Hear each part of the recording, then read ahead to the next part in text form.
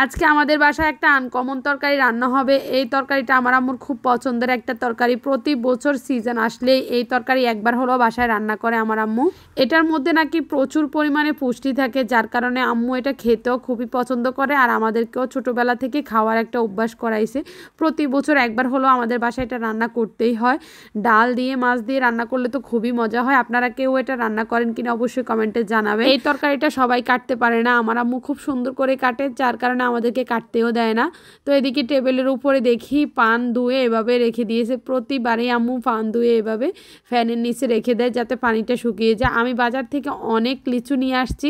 আমার কাছে তো লিচু খেতে খুবই ভালো লাগে। অনেক আপু আমাকে জিজ্ঞেস করে, আপু ওজন কমাতে হলে কি আমরা লিচু খাবো? আসলে লিচুর সিজন তো বারবার আসে না, প্রতি বছর একবারই আসে। আমার কাছে মনে হয় আপনি প্রতি বছর একবার আসে এমন কোনো ফল থাকলে অবশ্যই খাবেন। ওজন বেড়ে যাবে বলে খাওয়া দাওয়া বন্ধ করে দিবেন না, অবশ্যই খাবেন, মেনটেন করে খাবেন। এতে কিন্তু আপনার ওজন আর বাড়বে না। আর যারা আমাদের প্রোডাক্ট খাচ্ছেন অলরেডি তাদের কিন্তু স্থায়ীভাবে ওজন কমে গেছে। অনেকে আমাকে বলতেছে, আপু আমি এখন খাবার দাবার খাই তারপর আমার ওজনটা আর আগের মতো বাড়ে না। যেমন আমার ওজনটা আগের মতো আর বাড়ে না, বাড়লেও 1-2 কেজি হয়তো বাড়ে মাসে। তারপর আমি এটা আবার ডায়েট করে প্রোডাক্ট খেয়ে ওজন কমিয়ে নিই। তো বাজার থেকে আসার সময় জাম নিয়ে আসছি। জামগুলো দেখে আমার কাছে খুবই ভালো লাগছে এবং লবণ মরিচ দিয়ে বানিয়ে খেতে অনেক ইচ্ছে করতেছে, তাই বেশি না 1/2 কেজি নিয়ে আসছি আর লবণ মরিচ দিয়ে বানিয়ে এই তো সবাই খেয়ে নিলাম।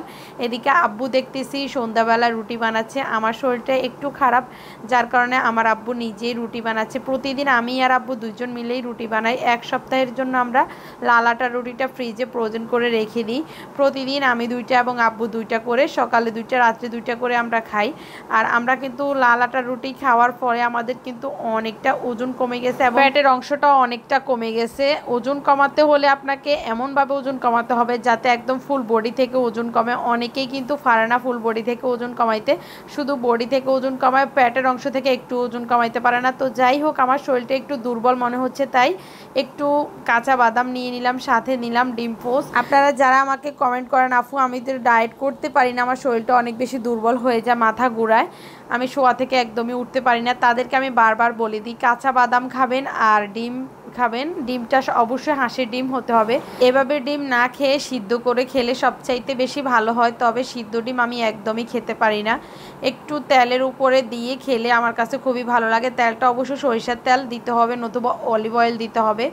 তো যাই হোক, এই নাস্তাটা করে দেখি আম্মু পিঠা বানাচ্ছে। ঈদের আগে আম্মু সবসময় এই ডিমের পিঠাটা তৈরি করে বাসায়। আমরা ছোটোবেলায় দেখতাম ঈদ আসার আগে আগে এভাবে ডালা ভরে আম্মু পিঠা বানাইতো।